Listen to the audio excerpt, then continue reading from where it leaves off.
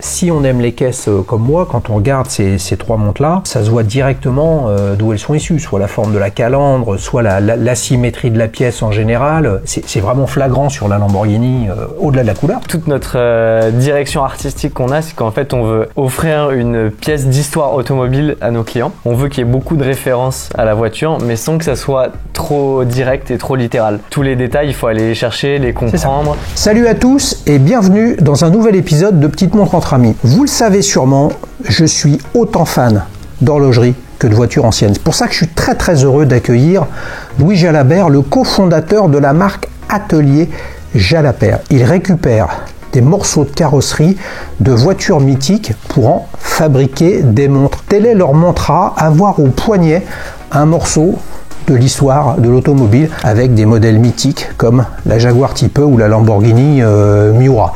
Alors les amis, avant de mettre le contact, claque ton like et abonne-toi pour l'éternité. On se retrouve de quelques instants après avoir fait démarrer le moteur.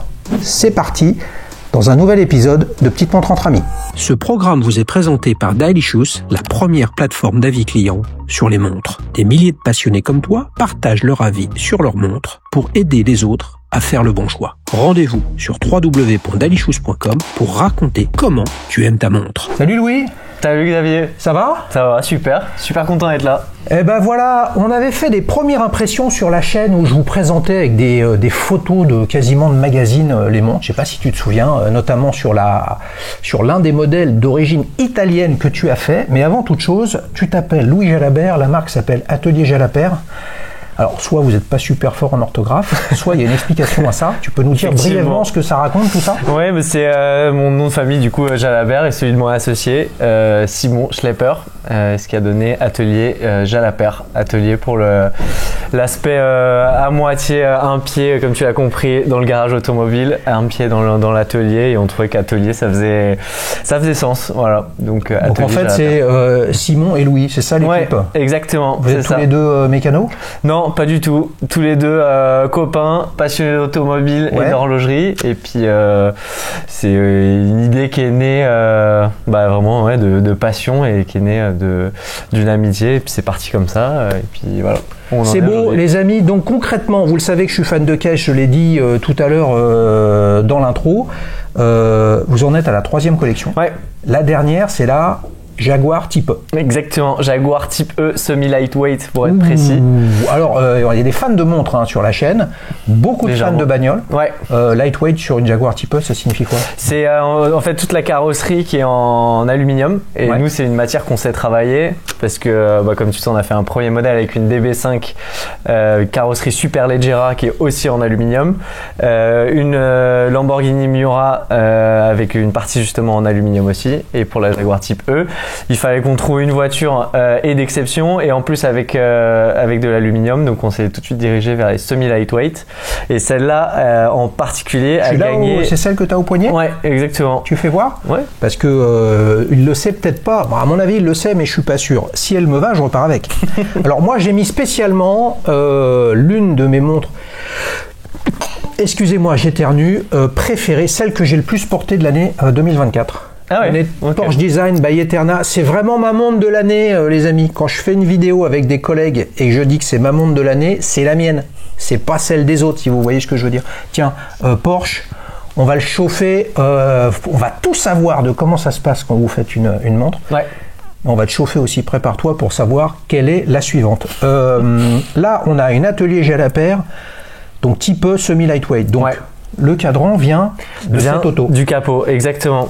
Et après, on a tout un processus pour transformer la pièce en cadran parce que c'est hyper compliqué techniquement et on fait appel à beaucoup de personnes différentes, des fournisseurs qui viennent de l'horlogerie mais pas que. On a aussi des personnes qui sont du côté automobile, carrosserie pour découper, aplanir, transformer toute la matière et pour avoir un cadran qui soit évidemment plat et qui répond aux contraintes horlogères et en même temps qui ait cet aspect esthétique métallique qui soit esthétiquement beau et puis on voit que ça soit de l'aluminium. Voilà. Alors tu sais que je suis un peu chaud là-dessus. Hein. Ouais. Donc les amis, aluminium dans les autos c'est pour gagner du poids, donc c'est pour faire des courses. Exactement, ouais, c'est ça. Il l'a pas dit parce qu'il est timide, ou il allait nous le dire après, mais l'auto sur laquelle vous avez récupéré le capot, sur celle-ci, c'est une qui court en course historique. Ouais, exactement. Qui a gagné le Tour Auto en quoi 2020 ouais. 2020. Ouais, qui a gagné le Tour Auto. Ouais. Mais alors, le mec, il gagne le Tour Auto avec son auto. Donc, c'est une auto de collection qui a un pédigré, puisqu'elle a gagné les courses. Même si c'est pas les courses de l'époque. Mais gagner une course héritage, on va dire historique, ça joue sur la valeur de la bagnole. Ouais, bien sûr. Ouais. Et là, le mec, il te refile son capot. Bah ouais. Voilà. Qui dit voiture de course dit aussi de temps en temps sortie de piste. Donc il me semble que c'est au Mans où il y avait une sortie et il a dû changer son capot. Donc il y avait la partie avant du capot en bas qui avait tapé. Ouais. Et c'est comme ça qu'on est rentré en contact avec lui. Et puis on a dealé le fait de pouvoir avoir son capot, le transformer en pièce horlogère. Comment vous faites tout ça? Moi, de mon côté, je vais à des réunions de voitures anciennes, donc avec des collectionneurs, des amateurs, machin. À un moment ou l'autre, faut les trouver ces gens, faut les identifier, faut les contacter. C'est votre ADN et votre quotidien d'aller à des réunions comme ça où vous passez par un réseau qui va trouver la bonne personne? Les deux. En fait, on a le côté passionné où on est souvent dans les milieux automobiles et en plus de ça, en fait, le premier capot d'Aston Martin DB5, on a tellement mis de temps et d'efforts à trouver ce capot qu'on est rentré en contact avec un nombre incalculable de garagistes, carrossiers, etc. Et en fait, c'est à partir de là qu'on a commencé à construire un bon réseau de. Mais ça veut dire que vous avez pris on va dire des portes dans la gueule, c'est-à-dire des gens qui disent non, ça ne nous intéresse pas. Ouais.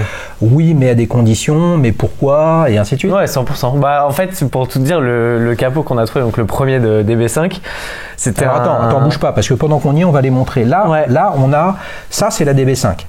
On va revenir après sur les specs des montres pour essayer de savoir s'il y a par exemple sur les choix des calibres, s'il y a un rapport avec la voiture qui est concernée. Là, on est sur un modèle différent en termes de forme, mais le premier truc qui marque, c'est justement que là, il est très marqué, le cadran. Alors que là, sur la Type E, il est strié. Très travaillé. Là, on a plus l'impression d'avoir quelque chose de brut, un peu comme si c'était le capot qui est comme ça de la bagnole. Ouais, c'est un mix puisqu'on vient de travailler En fait, on essaie de trouver l'équilibre en retrouvant la patine originale de la voiture, mais on vient aussi faire un traitement dessus pour lui donner un petit peu d'éclat et lui donner cette finition qui est assez particulière que tu filmeras probablement de manière un peu plus précise après. Donc voilà. Là, ça donne ça projette plus dans l'usure et de toute façon une auto où vous allez faire un tour avec, elle prend des gravillons, elle prend des pètes, elle prend des mouches, elle prend des conneries. Exactement. Tu la nettoies, elle prend des micro-rayures comme une montre en fait. Donc là, on est sur un cadran qui est complètement, on va dire, silver, je sais pas comment on peut l'appeler. Alu, silver. Alu. Par contre, et ça permet de voir les trois collections, dans l'ordre, c'était quand même la DB5 Aston Martin, Lamborghini Miura. Là, on est sur quelque chose qui est plus gris, limite noir. C'est pas le même aluminium, c'est pas le même traitement. C'est quoi l'idée? Exactement. Là, il y avait pas mal de raisons pour ce choix-là. La première, c'est d'un point de vue esthétique, on pensait que c'était super intéressant d'avoir un cadran noir avec les rayos de couleur pour qu'il y ait vraiment que ce rayon ressorte bien. Il y a aussi un petit rappel au côté historique de la voiture, puisque la voiture, la Lamborghini Miura, celle qu'on a réussi à avoir, la pièce qu'on a réussi à avoir, provient d'une voiture qui a brûlé. Et il faut savoir qu'en fait, ces voitures-là, elles ont une maladie, c'est que justement, elles peuvent prendre feu, parce que si tu veux, l'alimentation est juste au-dessus de l'allumage. Donc quand ça fuit un peu l'essence sur l'allumage, sur la bougie, de temps en temps ça peut prendre feu. Et pour la petite anecdote, c'était une voiture qui était près d'Avignon, et c'est donc le propriétaire qui roulait à la voiture a senti un peu le chaud, a vu que ça partait en incendie, et il a appelé sa femme en lui disant préviens les voisins, j'arrive, prévoyez des seaux d'eau parce qu'il va falloir éteindre la voiture. Purée la vache. Donc j'ai cru que t'allais me dire préviens Louis et Simon, je vais avoir une pièce de carrosserie à leur refiler quoi. et ça c'est le réseau qui t'a fait toucher ce mec-là. Ouais. Et ce gars-là, si on prend chacune là, on va revenir sur la Type E. Ça prend combien de temps? Après, tu peux illustrer avec les autres. Ça prend combien de temps entre le premier contact avec le gars de la Type E là et qui comprend le projet, il vous apprécie, il discute, il réfléchit, il pense, il va voir ou je ne sais quoi. Quelques jours, quelques semaines, quelques mois. Tu veux dire lui sur sa prise de décision? Ouais. C'est une bonne question. Nous, c'était par un intermédiaire, donc il a parlé du projet et en lui posant la question est-ce que ça peut t'intéresser, etc. Et en fait, à partir du moment où c'était je suis à l'écoute, on est parti le rencontrer. Et puis super bon feeling et ça s'est fait assez naturellement. Il nous a dit il n'y a pas de problème, vous pouvez. On a trouvé un deal et puis. Alors justement sur le deal, je vais pas le tirer dans un truc sur lequel il veut pas répondre, mais tu vas nous dire. Je serais étonné, côtoyant beaucoup de gens et moi étant humblement avec ma vieille targa dans ce milieu-là, je serais étonné que le fond du sujet ou l'élément bloquant ce soit un désaccord financier. J'ai l'impression que c'est plus une affaire de partage de valeurs et d'objectifs et de projets qui est intéressant, et donc les mecs sont intéressés à participer plutôt qu'une approche purement vénale. Je me trompe ou pas? Bon, non, mais en fait on a fait un deal avec des montres en contrepartie. Voilà. Et en fait, pour lui c'était top parce que il a des fils qui courent aussi en course auto, et puis ça lui faisait un super souvenir aussi de sa voiture. Bien sûr. Et puis ça faisait sens pour lui. Il est aussi passionné. C'était le deal le plus logique et calé à tout. Non, mais c'est fantastique. Je veux dire. Dis-moi si je me trompe, mais les amis, vous nous direz en commentaire quand on achète une montre comme ça. Là, la Type E, elle est à 2004. Ouais. La DB5, elle démarrait beaucoup plus bas. Ouais, à 800. Ouais, donc tu vas nous expliquer un peu comment cette montée en gamme ou non, parce que les mouvements sont pas les mêmes. Ouais, bien sûr. Mais quand on achète une auto comme ça, une montre, vous voyez le lapsus révélateur, tu vois, c'est pas un rapport qualité-prix. Enfin, au-delà du fait que, je sais pas si tu le sais, mais moi le rapport qualité-prix, ça fait deux. Hein. C'est-à-dire, où est-ce qu'on met la qualité? Pour moi, là, l'origine et l'idée génératrice de l'ensemble et l'origine d'une des pièces, moi j'appelle ça de la qualité. Et donc que ça t'ait coûté des milliers, des dizaines de milliers d'euros ou que dalle, ou pas grand chose, ou une ou deux, plusieurs montres en dotation, ça rentre même pas dedans quoi. Ouais. Donc, mais ça veut dire que ça fait partie de votre modèle économique. De pas mettre des fortunes dans un cadran. Ça dépend des projets. Ouais. Parce que tu vois, pour la Type E, c'est un peu le deal qu'on a trouvé. Pour la DB5, on a dû acheter le capot et c'est super cher. Et c'était assez marrant parce que DB5 il était pas, excuse-moi de t'avoir interrompu, il était ni brûlé ni accidenté. Si, sur une partie il était, il était embouti sur une partie. Et ça on a dû l'acheter à un prix fort, donc ça a vraiment une valeur intrinsèque. Et puis ce qui est assez amusant, c'est qu'en fait justement je te disais, on l'a trouvé à Londres et le garage nous a dit j'ai un capot original de DB5, libre à vous de le prendre. Et nous on voulait absolument une authentification pour être sûr que ce soit un vrai et pas une réplique. C'est ça. Et en fait il nous a fait tout de suite comprendre, les gars, si vous le prenez pas tout de suite, en fait je passe 2 coups de fil et il va partir dans la journée.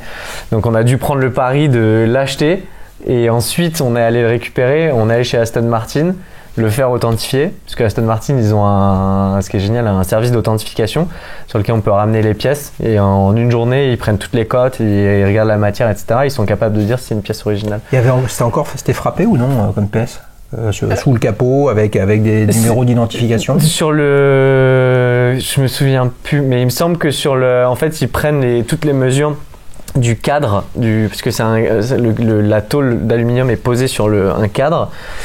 Et il faudrait que je retrouve toute l'authentification. Je sais plus s'il y a le numéro de. Si, il y a le numéro de châssis, parce qu'en fait, le propriétaire avait demandé à ce qu'on dévoile pas justement le numéro de châssis. C'est intéressant. Ouais. Alors moi, je partage ça parce que la première fois que j'ai parlé d'Atelier Jalapert, on se connaissait pas sur la chaîne, justement. Je disais que le seul truc que je trouvais dommage, c'est qu'il n'y avait pas assez sur votre site internet de l'époque, le storytelling de tout ce côté, ce bordel, etc. Parce que, somme toute, des pièces d'époque sur des autos rares, si c'est découpé et tronçonné pour faire des cadrans de montre, c'est un capot en moins pour un mec qui, lui, va en avoir besoin. Et d'où la notion de comment valoriser ces pièces dans de bonnes choses, etc.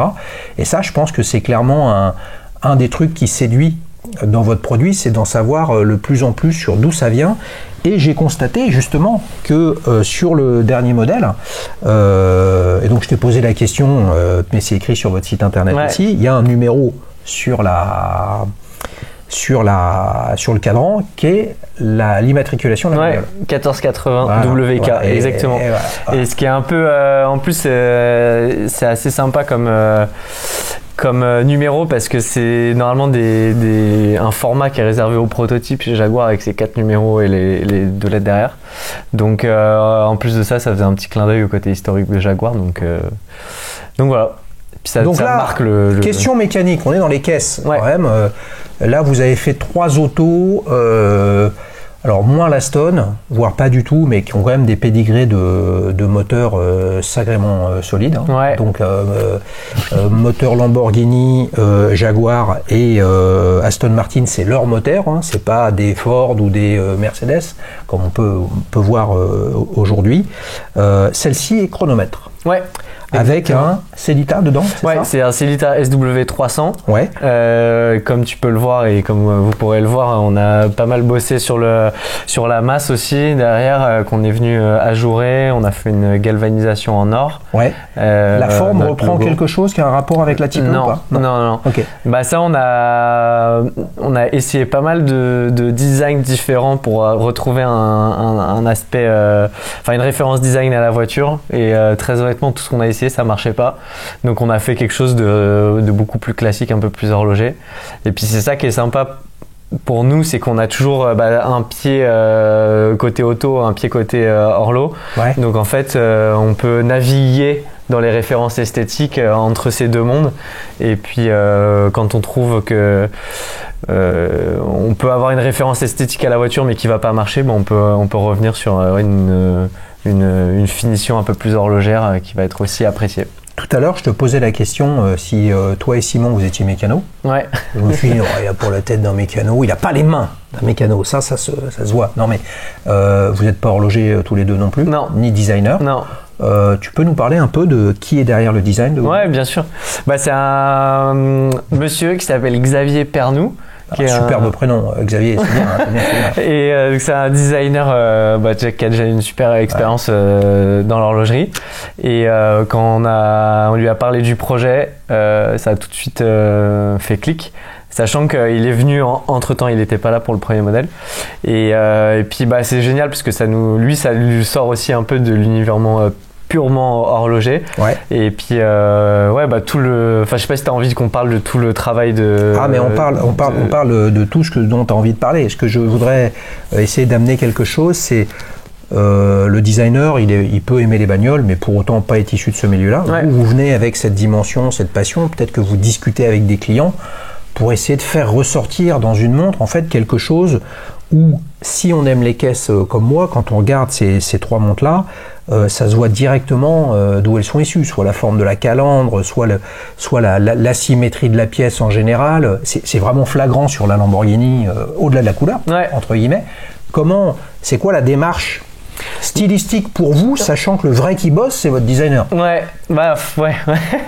c'est vrai, il fait une grosse partie du boulot, mais après, tu vois, nous, toute notre direction artistique qu'on a, c'est qu'en fait, on veut offrir une pièce d'histoire automobile à nos clients. Et en plus de ça, justement, sur l'aspect design, on veut qu'il y ait beaucoup de références à la voiture, mais sans que ça soit trop direct et trop littéral. Donc justement, comme tu le dis, quand tu reprends la pièce entre tes mains, tu as un feeling à propos de la voiture à laquelle elle fait référence, mais tous les détails, il faut aller les chercher, les comprendre. Et puis c'est comme ils disent en anglais, un conversation starter. Waouh, purée. Wow.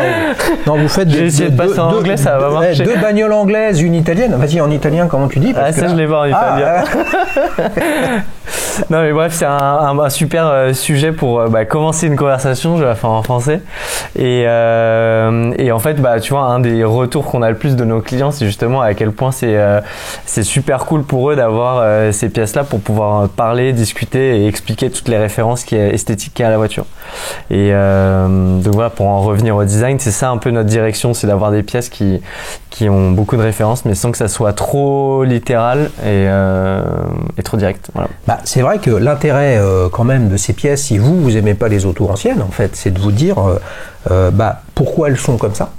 Et moi, ce qui m'intéresse est-ce que j'essaye de vous véhiculer aussi, tu as utilisé un terme littéral. Ouais. Après, il y a le littéral et le figuratif.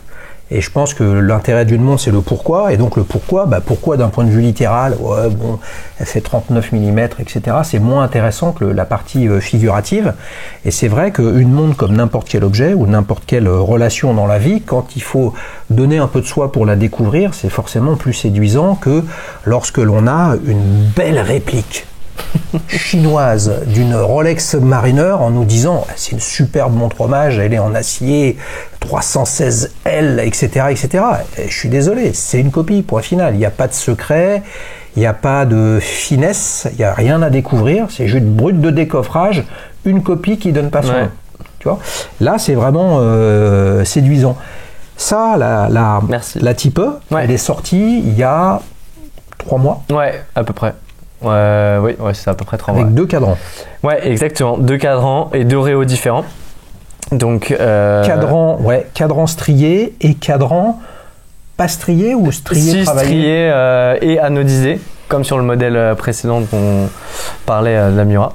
Et ça, donc tu as 2 versions différentes, justement, blanche et noire et blanche, avec le réau qui est de couleur blanche, mais c'est un traitement galvanique, donc tu as quand même ce côté métallique que tu ressens sur le réau. Et puis avec ces 2 vis qui viennent visser le réau. Ouais. Ces 2 vis qui sont placées de manière asymétrique pour faire un petit clin d'œil justement à ce côté asymétrique de la voiture, de la Type E, avec ce capot qui est énorme par rapport au volume global de la voiture. Ouais. Et aussi, comme tu l'as mentionné tout à l'heure, les cornes qui sont très légèrement plus longues en haut qu'en bas. Et qui sont convexes et concaves en fait. Ouais. Et puis ça, on a mis pas mal de temps à trouver le bon équilibre justement pour que ça soit présent, mais pas que ça dérange et que ce soit trop présent. Donc c'est ce que j'ai trouvé séduisant, moi, c'est que ça se voit pas juste comme ça. Alors que vous le savez, j'ai une Zodiac Olympus Vintage qui est vraiment très très asymétrique, on l'appelle la Raymanta. Ça se voit beaucoup plus, et celle-là c'est très peu, mais quand on la regarde comme ça, on voit ici là il y a une cassure. Ça c'est typiquement j'ai l'impression quelque chose de qui avait moins, même si maintenant que je les vois les 3 sous les yeux, j'avais pas vu par exemple sur la DB5 il y avait des anses quasiment creuses sur le côté. Par contre là sur le cadran on voit l'échancrure du radiateur, de la calandre avant de la voiture. Mais là ça donne le sentiment qu'on a presque un morceau de la ligne esthétique de la montre en plus du cadran. Ouais. Si tu veux, notre approche, justement, pour parler de l'approche design de comment on commence à travailler nos pièces, c'est que déjà on choisit la voiture avec laquelle on a envie de travailler. Non, mais attends, je suis obligé de le couper là. C'est quoi la prochaine voiture? La prochaine voiture, on est en pleine réflexion là. Quoi? C'est-à-dire, on est en pleine réflexion. Il est en train de chercher un mec qui a eu un accident, Non, mais tu réfléchis. Est-ce qu'il y a des gens qui te proposent des caisses? Ouais. C'est vrai? Ouais. Genre, on a une pièce et tout ça? Ouais, bah nous après c'est toujours compliqué parce que comme on vient d'en parler, on fait nos designs de A à Z en fonction de la voiture, donc on peut pas sortir un design la comme Xav, ça. je l'appelle Xav, on a le même prénom quoi. Xav, il bosse dessus déjà? On commence à bosser doucement. Vous n'êtes pas sûr quoi. Ouais. Les amis, on va faire un truc, les petits jeunes, Simon et Louis, on va les aider. Je vais te proposer 10 modèles. Tu vas me dire si je suis plus ou moins chaud sur l'un des 10 modèles, sans me dire lequel, sauf si tu as envie de le dire. Et vous les amis, je vous mettrai le lien pour voter. Qu'est-ce qu'on leur demande aux abonnés de la chaîne?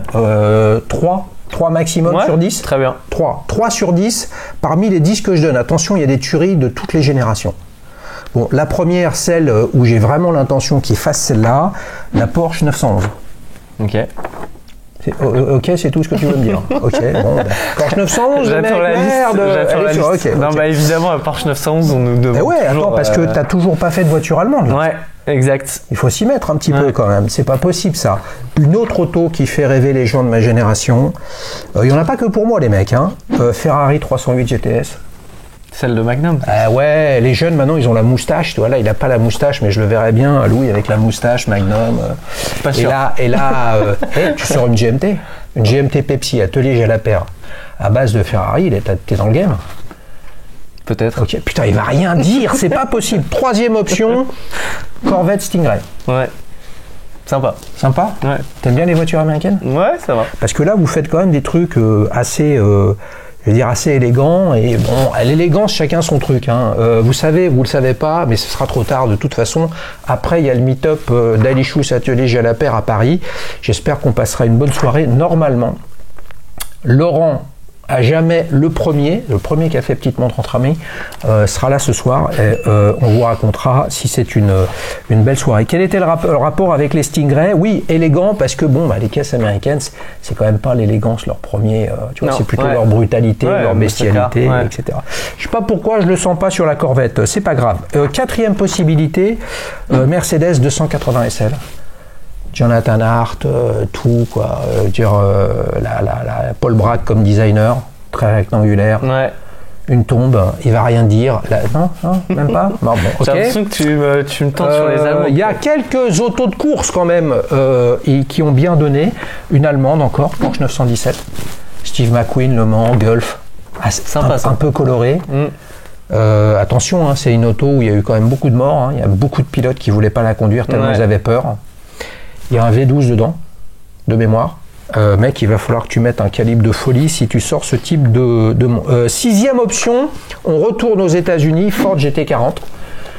Le Mans, encore. Le Mans 66, tu l'as vu ce film? Ouais, bien. Ah, il est en train de récupérer la caisse qu'il y avait avec Le Mans 66. Et là, ça va pas être cadeau. Hein. Tu peux pas leur filer. Je vous file 3 toquantes, les mecs, et vous me filez la bagnole. Citroën DS. Ouais. Bon, c'est pas ta génération, ça. Non. Et moi, ma cam aussi. Moi, ta cam. Ouais, mais une version chaperon, cabriolet, tout ça, là. Ah, ouais, là. Bugatti Type 35, là, c'est pas de notre génération, mais ça, c'est des caisses qui ont gagné beaucoup de choses. Hein. Je crois que c'est plusieurs milliers de victoires en course. Ah ouais? Ouais, c'est un truc de malade mental. Il y en a une qui tourne en région parisienne, souvent avec un gars, je le connais pas, en fait, faut que j'aille le voir, et sur sa comment dire, sa salopette, non, pas une salopette, sa combinaison. Il a un gros blason Atelier du Temps, donc ça doit être un pote de Guillaume Gaulis, l'Atelier du Temps, pour faire réviser vos toquantes vintage, les amis. Rolls-Royce Phantom, je te vois bien à l'arrière là, avec le petit brandy et tout ça, et là, Atelier Jalapert Rolls-Royce. Retour en Angleterre. Non, ça dit pas. Ah ouais, il y en a marre des Anglais quoi. Je sais pas. Hein. Puis ça démarre pas souvent, les Anglaises, avec l'humidité et tout ça, ils en ont pas mal là-bas. Ah, c'est des trucs. Là, je vais mettre tout le monde d'accord. Golf GTI Marque 1. Ça pourrait bien marcher, ouais. Ah, regardez-le, 205 GTI. Non, la 205 GTI n'est pas dans la liste. Les amis, je vous mets le lien, j'en reparlerai tout à l'heure. Filez-leur un coup de main. Je sens qu'ils sont sur une piste ou plusieurs. J'en sais rien en fait. Aidons-les. Ça te donnera une idée quand même de ce que pensent les gens. Et ce qui est bien, c'est que quelle est l'audience d'Alichous? Qu'est-ce qu'ils aiment comme monde? J'en sais rien, mais ce qui est clair, c'est que de toute façon, c'est complètement neutre vis-à-vis des voitures. Soyons sympas, aidons-les là-dessus. Moi, ce que je peux te dire, c'est qu'il y en a 2 dans la liste qui Il y en a 2 Bah alors moi je te dis tout de suite, si c'est la 911, tu prends une Targa. Ok. Est-ce que je te file un bout de mon capot, t'imagines? Elle a gagné, des courses la tienne ou pas? Bah elle a gagné, c'est la voiture de Daily Show, ça. Donc il y en a 2 dedans. Je sais pas quoi. Je veux dire. Là, tu me demandes de deviner ou tu me demandes ce que je préférais? Moi, honnêtement, là-dedans, 911, tu vas toucher un nombre de personnes absolument astronomique. Et la Mercedes 280 SL, c'est la classe internationale. Ça irait bien avec l'esthétique et l'élégance globalement de la collection. Motorisation, tout ça c'est bien. On revient au tout début. Ici, c'est... alors, elles ont des références, hein, ces montres, les amis, mais j'arrive pas à les mémoriser. Donc AJ001S, celle-là, voilà, la toute première, la première née. On peut l'appeler DB5 ou pas? Ouais, pour simplifier pour tout le monde. Hein. C'est le premier modèle qui est sorti, il y a une D-Date aussi. Les deux sont équipés d'un Miyota. Ouais, équipé d'un Miyota, celle-ci 8215 et l'autre 8285. Ouais. Donc avec le guichet du Day-Date, jour. exactement. Et en l'occurrence, les 8285 qui sont plus produits par Miyota. Ouais. Donc on va devoir changer le calibre et on passera sur un Cellita pour la suite de la collection de... Pas compris. Moi, j'avais compris que c'était une série limitée. Ouais, bah en fait, c'est un nombre de carrures qui est limité. Et après, il y aura du coup une partie en 82. Nombre de carrures ou nombre de cadrans? Nombre de carrures et de cadrans. En fait, on a un nombre de cadrans limité et on produira 600 pièces sur ce modèle-là. Et on s'arrêtera là. Je comprends. Mais il y aura 2 mouvements différents. C'est-à-dire qu'en fait, la base finalement de votre façon de faire, c'est je récupère un capot, peu importe comment, à quel prix, ce qui lui est arrivé. Avec ça, j'arrive à en sortir X cadrans. Voilà, exactement. Puis quand il n'y en a plus, il n'y en a plus. Exactement. Donc là, en fait, ce que je comprends, c'est qu'il vous reste des cadrans. Ouais. Il vous reste des carrures. Mais Miyota, ils font plus. Voilà, exactement. Okay. Donc on va changer. Ok, mais là, il va falloir rebosser les cotes et tout ça là. Ouais. C'est Xav qui va faire du business encore avec tout ça. Non, pour le coup, c'est pas Xavier là. Non, c'est pas Xavier. Non, parce que c'est vraiment de la technique pure, c'est pas du design. Donc il va falloir qu'on modifie un peu le prix va changer un peu. Elle est à combien celle-là? Celle-ci, elle est à 800 € et la Day-Date dont tu parlais, elle est à 1080. Ouais. Donc avec le mouvement Cellita, elle va augmenter un peu, mais ça va être raisonnable. Et il en reste encore? Ouais, celle-ci, je pense fin d'année pour le coup, il y en aura plus. Ouais. Des dates, on arrive à la fin, donc c'est le moment. Redis-nous, parce que pour le coup, j'essaye de préparer un peu, mais pas trop, parce que vous le savez, ce qui m'intéresse moi, c'est la discussion, parce que sinon. C'est ça qu'on n'a pas trop discuté ces trucs. Alors franchement, il est jeune avec WhatsApp et tout ça, mais alors putain, pour l'avoir au téléphone, c'est dur. Hein, t'es d'accord ou pas? C'est vrai. Ouais, c'est pas facile. Surtout mais l'appelle pas, il est sur WhatsApp. Arrête d'appeler les gens, t'es un vieux, tu vois. Non, je déconne. Qu'est-ce que je veux dire? 800 € série limitée numérotée, en fait, qui est liée au nombre de cadrans. Évidemment, il y a des pièces à fabriquer, mais ce qui compte, c'est le cadran. Comment vous vous êtes lancé à l'époque? J'ai un doute là-dessus. C'était un Kickstarter? Ouais, pas un tout début, c'était un Kickstarter. Ouais. Que pour la première? Que pour la première. Après, on a fait tous nos lancements en précommande sur notre site internet. C'est un beau signe de maturité, ça. Parce que ça veut dire que ça a suffisamment bien marché. Vous avez probablement une base de clients multirécidivistes. Ouais, c'est un peu ça. Ouais, c'est ça. Bah, ça, c'était la grande interrogation quand on a sorti le deuxième modèle, de savoir si nos clients existants allaient nous suivre pour ce deuxième modèle-là, et c'était le cas. Donc c'est super parce que ça veut dire que la mission elle est réussie sur le côté partage de passion. Du concept en tant que tel, plus que d'un modèle en particulier. Il y avait combien d'exemplaires? Il y avait 4 références. 4 références, combien d'ex? 600 à chaque fois. 4 x 600 en 2004. Ouais, mais en fait, on avait annoncé ça au tout début et on pensait pouvoir faire 2400 cadrans, mais c'est pas le cas. Donc en fait, c'est 600 par référence, mais on n'arrivera pas à ce chiffre-là. Je comprends. C'est les erreurs de débutants. On progresse tous. Les amis possesseurs d'ateliers Jalapert, je constate qu'il n'y a pas suffisamment de diversité et de nombre d'avis sur la plateforme. Qu'est-ce qui fait qu'on décide d'acheter une montre? Plein de choses, plein de paramètres, chacun a son propre critère, ses propres critères, etc. Puis à un moment, c'est quand même aussi l'inspiration qu'on peut avoir des autres et comment ils aiment leur montre et qu'est-ce qu'ils font. Donc est-ce qu'on est d'accord quand même que les amis, si vous avez une atelier Jalabert, quelle qu'elle soit, que ce soit l'une des trois qu'on ait ici, comme celle-là avec le Réo vert ou bleu ou noir ou orange, les 4 couleurs historiques de la Lamborghini, rendez-vous sur www.dalichous.com, vous allez dans l'onglet marque atelier Jalabert et puis là, racontez-nous comment vous aimez votre montre. Évidemment, si vous l'aimez, vous allez le dire, mais ce qui est intéressant, c'est comment, en quoi ça se marie avec votre tenue, avec votre bagnole, etc. Est-ce que tu sais, par exemple, si tu as beaucoup d'acheteurs qui ont la caisse et qui veulent la montre? Ouais, on en a quelques-uns. Bon, après, les voitures, t'en as pas beaucoup. C'est là où il faut que tu fasses le 911. Ouais.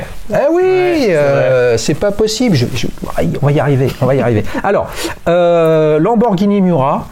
Une caisse de folie quand même.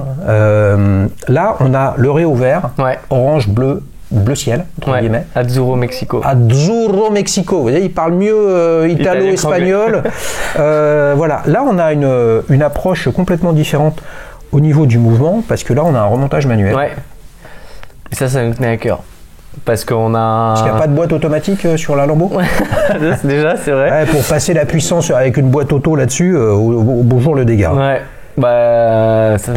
Pourquoi remontage manuel? Pour faire plus plat, pour aligner avec la boîte? Pour deux raisons. De la première, la deuxième plutôt, c'était justement une question d'épaisseur, comme tu dis. Avec tu vois ce boîtier en forme coussin, il fallait absolument qu'on arrive à garder une épaisseur un peu plus contenue. Et le deuxième, c'est qu'on voulait un calibre avec un indicateur de réserve de marche. Et en fait, pour nous, un indicateur de réserve de marche à un calibre automatique, ça a un peu moins de sens. Et on voulait justement que ces montres-là soient manipulées et qu'il y ait le plaisir de sentir l'engrenage et puis d'utiliser la montre, de voir la jauge à essence se remplir. Voilà. Ouais. C'est clair que le lien avec la réserve de marche, là, fait complètement sens. Effectivement, ça irait pas. On remarque sur chacun des modèles, surtout d'ailleurs sur le DB5 et le Lamborghini, qui a un chemin de fer, une minuterie qui est complètement aligné sur l'esthétique du fabricquant des compteurs. Exactement. Donc là, on est chez Smith. Smith et Smith. Ouais, sur les deux, sur la type E aussi. Et là, Lambo, c'est qui? Sur la type E, c'est sur la Lambo, c'est Gégère. Gégère. Ouais. Ok. Ouais, je suis pratiquement sûr. Ouais. Et fusionné d'ailleurs, comme fabricants de compteurs, ils ont tous été dans l'aviation, dans les bagnoles, dans les montres, etc. etc. Ok, c'est intéressant. Donc là, pour le coup, tu as un mouvement à remontage manuel. Ouais. Swiss made. Ouais, Swiss made, Sellita SW270 1M ou 270 pour nos amis suisses et belges. Bien sûr. Donc remontage manuel, ça nous tenait à cœur, et puis aussi passer sur du Swiss made parce qu'on nous l'a beaucoup demandé, et puis nous ça nous faisait plaisir aussi ça nous faisait plaisir et ça faisait sens dans notre évolution d'essayer de proposer un produit qui est de plus en plus abouti. 800 €, et là on est monté à combien? 1008. Ouais. C'est un business aussi, Atelier Jalabert. Donc forcément, business, ça veut dire qu'il faut générer de la marge. La marge, elle est là pour qu'elle puisse générer des salaires, des revenus, de la sous-traitance, etc. Et de la trésorerie pour investir pour la suite. Donc c'est logique de monter en gamme. Là, ça fait quand même un différentiel de 1000 balles entre 800 et... Donc il y a une partie qui est absorbée. C'est une grosse partie. Je veux dire, l'écart, sans rentrer à l'euro près, mais l'écart de prix de revient entre un mouvement Miyota ou Seiko, tout aussi intéressant. C'est fiable, faut pas se leurrer. Ça fait des années, les bases de mouvement automatique Seiko, ça fait 50 ans qu'à peu de choses près, ils tournent sur la même architecture. Mais les prix de revient sont quand même très très très sensiblement inférieurs aux Suisses. Ouais. Mais au-delà du prix, c'est plus compliqué de les sourcer, les Suisses. C'est quoi? Il y a plus complexe ou ça change rien en fait? C'est qu'une affaire de prix et mécaniquement de cote aussi, et après d'intégration dans le design. Ouais. Puis il y a un côté aussi de facilité de réparation. aussi de changement de pièces. Bon après c'est un côté un peu plus, on part plus sur le côté sustainable, mais de pouvoir réparer les mouvements, alors que sur les mouvements Miyota la plupart du temps, tu vois, si on a des clients qui sont loin à l'étranger et qui veulent, ils ont un petit problème sur leur montre et qui veulent faire appel à l'horloger du coin et qui sont sur un Miyota, en fait le truc classique c'est qu'ils vont changer le mouvement. Alors que sur un mouvement suisse, justement, on peut commander des pièces, réparer le mouvement, puis garder toute la mécanique et pas prendre, jeter. Et puis c'est durée de garantie. Il y a une stratégie horizontale sur tous les modèles, où donc c'est 2 ans pour tout, c'est plus. C'est garantie 2 ans pour tous les modèles. Okay. Et justement, si tu vois le choix du Sellita, parce que donc ça c'était une grande discussion qu'on avait avec notre designer. Parce que au-delà d'être designer, il nous conseille aussi beaucoup sur nos choix stratégiques dans le développement du modèle, mais aussi dans le développement de notre stratégie sur le long terme. Et on avait des idées surtout pour le modèle type E, de partir sur des mouvements un peu plus funky, on va dire, des mouvements suisses, un peu plus poussé, on va dire, en termes de spec, mais pas de grosses entreprises. Et en fait, on est revenu un peu à la raison, justement, sous les conseils de notre designer, qui nous disait, les gars, choisissez un mouvement solide, fiable, réputé, qu'on peut changer des pièces partout dans le monde, et vous savez que... Il y a un taux de SAV qui est connu, quoi. Ça, et aussi Sellita, on sait qu'ils seront là dans 50, 100 ans, alors que des mouvements d'un horloger indépendant, ça peut être un peu plus tricky sur le long terme. Ça veut dire qu'il y a déjà, au moment de la type E, on reviendra un peu à la Lamborghini après, il y a une question quand même pour vous de monter en gamme. Monter en gamme, ça ne veut pas dire vendre plus cher pour vendre plus cher, ça veut dire essayer de proposer en termes d'expérience, d'esthétique, de performance, puisque tu es dans l'univers de la bagnole, et là on a quand même des autos avec des performances intrinsèques de vitesse de pointe et d'accélération qui sont extrêmement élevés, même pour une DB5 qui est une routière, une berline, ça envoie du pâté grave, enfin pas grand chose par rapport à une Lamborghini Miura. Donc ça veut dire que pour continuer à matcher là où vous voulez positionner votre produit, à un moment ou un autre, vos clients, ils vont vous demander une adéquation entre le moteur de la montre et la montre qu'elle illustre. Ou alors, tu vas sur la DS. Parce que là, la Citroën DS, ton sujet, ça va être la partie pneumatique et le confort du sujet. 800 balles, 1800 balles, et là, 2400 balles. Donc l'augmentation a diminué. Ça augmente encore, mais le taux, le pourcentage. Après ça a encore augmenté, mais c'est évidemment toujours lié au produit qu'on propose et à la qualité du produit. Et encore une fois, on essaie de proposer quelque chose d'un peu plus abouti avec le mouvement qui est Cosquet. Tu vois la masse qu'on est venu travailler derrière, la finesse, le SW300 qui est une sorte d'évolution du SW200 qui est plus fin. Donc c'est significatif en ratio, le fait de prendre donc là SW300, c'est le B, donc il n'y a pas de date de mémoire, c'est ça.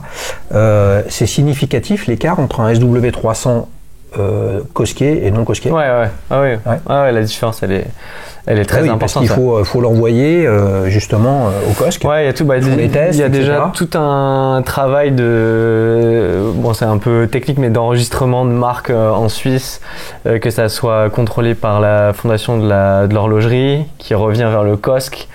Après, c'est en lien aussi avec Sellita. Donc il y a tout ce côté administratif déjà qu'il faut mettre en place, et après il y a le côté production chez Sellita avec des contraintes qui sont différentes des mouvements SW300 lambda, j'ai envie de dire. Ensuite ils sont envoyés au COSC pour justement la certification, le fait que ce soit gravé. Ensuite, il faut trouver un partenaire qui soit affilié d'une certaine manière au COSC pour qu'il soit identifiable. Enfin, c'est tout un nouveau, une nouvelle charte de contraintes et de gages de qualité. Donc, la différence de prix est conséquente. Donc ça veut dire que là, j'essaye toujours de le chauffer, les amis. Un rendez-vous dans la description, il y a un lien pour qu'on les aide à choisir, s'ils ne l'ont pas déjà fait, la prochaine voiture sur laquelle ils vont aller récupérer une pièce. Est-ce que ça veut dire que vous continuez au-delà de l'esthétique, puisqu'il y a quand même un sujet. Il faut que la bagnole fasse rêver, il faut qu'elle ait une sorte de pédigré, il faut que celle que vous ayez, peut-être elle ait un petit truc en plus, elle ait gagné quelque chose, etc. etc. Mais si vous allez sur une bagnole, une voiture de course, ou des trucs très très puissants, ou des choses très spécifiques, je sais pas, une Nissan à moteur rotatif, là, il faut que tu ailles chercher un mouvement chez Urwerk et tout ça, et là, ça va coûter, quoi. Hein. T'imagines ? Suivant. Hein, ouais. C'est une idée, ça, ou Xavier Pernou, il est à vous dire, restez dans quelque chose qui est gérable et qui est faisable. Parce que si tu veux passer ailleurs que chez Célita ou des équivalents, Soprod, etc., bah, de fait, tu vas, c'est des gens qui font des beaucoup plus petits volumes. Ouais. Et plus risqué entre guillemets en termes de problèmes, mais aussi plus funky et plus séduisant. Ouais, en fait pour te dire, on a un projet de créer une autre marque à côté d'Atelier La Paire, mais toujours avec le même concept, justement beaucoup plus haut de gamme, avec des pièces, des séries très très très limitées, et en fait où on va pousser le concept d'Atelier La Paire encore plus loin sur le mouvement, enfin sur l'utilisation de la matière, que ce soit pas forcément sur le cadran, mais aussi peut-être sur la boîte ou même dans le mouvement, et avoir développer des modules sur les mouvements qui sont en lien avec l'automobile. C'est bon, ça. Non, c'est court terme, moyen terme, long terme. Moyen terme, long terme. Ok. Et donc là, c'est le brainstorming.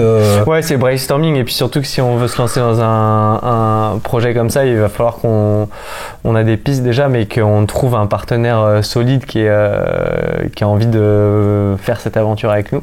Partenaire financier. Ouais, financier, et puis de production aussi. Ouais. Production. Ouais. Les amis, si vous avez du réseau, des contacts, si vous-même vous êtes intéressé, parce que ce que j'avais envie de te dire, c'est en quoi la communauté Daily Shoes, les abonnés ou pas. Si t'es pas abonné, c'est le moment de le faire. Non, mais en quoi ils peuvent t'aider, évidemment, acheter des montres, ça va de soi. Où on peut les acheter d'ailleurs? À part, je crois, que en ligne. Ouais, que sur notre site internet. Ouais. Pas de tu fais des salons. Pas de revendeurs. Ouais, on fait des salons. Vu à Bordeaux, à Timefest. Ouais, on fait pas mal de salons. Bordeaux, Timefest, Rétromobile, évidemment, on le fait à Paris. Ouais. On a fait à Genève Time to Watches.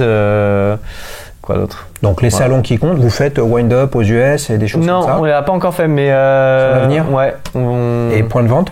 Ça fait partie de la stratégie. Point de vente aussi, ouais, ça va venir. Ouais, on est en train on va se développer justement sur un réseau de distribution. Ouais. C'est cool ça. Donc DB5 800 €, Miura 1800 €, Type 2400. Ouais. Il en reste de moins en moins sur la DB5. Ouais. Donc les fans de James Bond, il ne faut pas tarder. Hein, c'est ça? James Bond, c'est des DB5 ou DB6? DB5. DB5. Je pense pas qu'il ait une DB6. Miura, t'as 4 couleurs qui sont quand même super funky. Ouais. Souvenez-vous, on avait Yann Delplanque du podcast Dans la boîte à gants, qu'on avait une à l'époque. Je me souviens plus, je crois qu'elle était orange. Je me souviens plus. Une verte, je crois. Elle était verte. Ouais. C'est celle laquelle se vend le plus? La noire? La bleue? Verte. La bleue? La verte? Ouais. Est-ce qu'on a, je me suis posé la question, parce que ça, tu vois, ça m'intéresserait. C'est quoi le setup qu'on a avec une atelier à la paire? L'écran, etc. Ouais. L'écran, putain, c'est beau ça. C'est tout je l'ai pas pris avec moi, j'aurais pu, mais c'est une surboîte dans lequel tu as un écran justement, un porte-carte avec la carte de garantie, dans l'écran la montre accessoirement, c'est pas mal. Et c'est pas mal. Et de temps en temps on fait des du coup on pourra en discuter, mais on ajoute des écrans de voyage dans nos écrans. Enfin, c'est des petits écrans de voyage qui sont super pratiques quand on part en week-end, si on veut prendre 2 montres. Donc si ça t'intéresse, tu peux mettre 2 montres? Non, mais on offre un écran de voyage. En plus. Là, c'est la surprise, il n'est pas au courant. On va tirer au sort 3 participants du tirage au sort, que tu leur enverras un écran. Ok. De toute façon, il peut pas dire non, on enregistre, c'est trop tard. Non, moi, ce qui me plairait, mais est-ce que c'est... c'est cool, merci beaucoup. Évidemment, t'es pas obligé, même si là, après, il va falloir que je monte le truc, etc. Non, mais moi, je me dis, moi, par exemple, j'essaye, on a tous nos petites maniaqueries, etc. Dès que je trouve, mais j'en trouve quasiment pas, un modèle réduit à un 50e, un 10e, un 20e, un truc, etc. de ma bagnole, je l'achète. Ouais. Voilà. Ce sera top, et à mon avis, pas si coûteux que ça, mais j'y connais rien dans la prod, tu vois, de faire que cette auto-là, tu la reçois, et en fait, tu as à l'extérieur, tu l'as, et là, tu ouvres le capot, ou simplement la bagnole s'ouvre en deux, et à l'intérieur, tu as la montre. Ouais. Et là, le mec, il peut avoir dans son salon. Tout ça. On y a pensé, mais ça coûte plus cher qu'on le croit. Et en fait, c'est toujours pareil, si tu veux des objets de qualité, ça coûte cher. Et on y a pensé à inclure des miniatures dedans, mais en fait, dès que tu veux quelque chose de sympa, les prix ils explosent, même que ce soit des grandes miniatures ou même des petites. Puis on n'a pas envie de donner quelque chose de moyen, quoi. Donc, je comprends. Mais non, c'est clair, c'est une super idée, Je comprends. Mais peut-être qu'on pourrait les mettre pour le coup sur notre site internet la possibilité d'acheter des miniatures de pourquoi pas. Dernière question pour moi, si vous en avez, allez-y, c'est le moment de les poser. En commentaire, ce sera synchrone forcément. Là, tu fais des montres qui sont issues d'une pièce d'une auto. Ouais. Donc en fait, pour en parler, faut que tu en parles. Ouais. Quelle relation tu as ou t'as pas avec les marques concernées? Ouais, non, on est aucunement affilié aux marques, aux constructeurs. Ouais. C'est pour ça que, sur nos montres, tu verras jamais le logo du constructeur ou même le nom, etc. Parce que d'une, on fait attention évidemment, et puis on n'a pas envie de tromper nos. Ouais, non, mais bien sûr. Alors, non, mais c'est intéressant que tu répondes comme ça. Clients, moi, je pensais pas à l'affiliation ou je sais pas quoi. C'est-à-dire, t'es allé les voir pour te présenter. Humblement, poliment, et juste by the way, voilà ce qu'on fait. Ils te prennent la tête par ailleurs sur le terrain du parasitisme ou je ne sais quoi, ou alors en fait c'est juste silence radio. Non. Vous, de toute façon, vous essayez pas de détourner leur logo ou quoi que ce soit. Ouais. C'est juste, nous, pour décrire la montre, on est bien obligé de dire d'où viennent les pièces. Et voilà, c'est ça. Nous, dès qu'on communique à propos de la marque en tant que telle, en fait, c'est toujours de manière hyper factuelle sur le fait qu'on utilise une pièce de cette voiture-là pour faire nos cadrans. Mais non, on n'est pas rentré en contact avec eux et eux non plus. Donc, bon, je l'ai bien chauffé les amis, donc vous savez ce qui va se passer. C'est quoi le prochain modèle? Le prochain modèle, on verra. On s'est régalé. Le prochain modèle, c'est via le lien ici. Qu'est-ce qu'il y aura pour celui qui a trouvé honnêtement rien? Par contre, pour 3 des participants tirés au sort, il y aura quoi? Une marmotte Jalapert? Ouais, un petit écrin de voyage. Un petit écrin de voyage où on peut mettre d'autres montres que des ateliers Jalapert. Je suis pas sûr. Aïe. Les amis, on s'est régalé. Alors, si vous voulez en savoir plus sur Atelier Jalapert, vous savez, c'est super simple. Soit vous allez sur le site de la marque, atelier-jalapert.com. Exactement. Soit vous allez atelier-jalapert.com. Atelier-jalapert.com, il n'y a pas de tiret, c'est ça les amis. Ou alors vous allez sur la plateforme d'Alichous, il y a un certain nombre d'avis clients sur la marque. N'hésitez pas à en rajouter si vous en avez, parce que c'est comme ça qu'on fait découvrir les produits. Si on attend simplement qu'une marque fasse de la pub dans des magazines, à la télé, dans des médias, etc., t'as pas les moyens d'être sponsor du PGA Tour. Vous avez vu, Louis Jalabert qui remet la montre Atelier Jalabert truc au vainqueur des 24 heures du Mans truc, etc. Voilà. Donc il y a finalement des centaines de marques qui ont besoin d'aide. Une façon de les aider, simplement, c'est que vous qui possédez ces montres, vous racontez pourquoi vous avez fait ce choix-là. Qu'est-ce qui vous a fait triper dans le projet de Louis? Est-ce que c'est sa bonne mine? Est-ce que il a le même nom que Laurent Jalabert? Est-ce que c'est parce que vous aimez les bagnoles? Ou simplement vous êtes dit, moi j'y connais rien dans les bagnoles, mais celle-là, elle me fait un petit quelque chose, etc. Et j'y vais, c'est comme ça qu'on choisit. Voilà. Merci à toi. Merci Xavier. Salut les amis, ciao. Ce programme vous est présenté par Dailyshoes, la première plateforme d'avis clients sur les montres. Des milliers de passionnés comme toi partagent leur avis sur leurs montres pour aider les autres à faire le bon choix. Rendez-vous sur www.dailyshoes.com pour raconter comment tu aimes ta montre.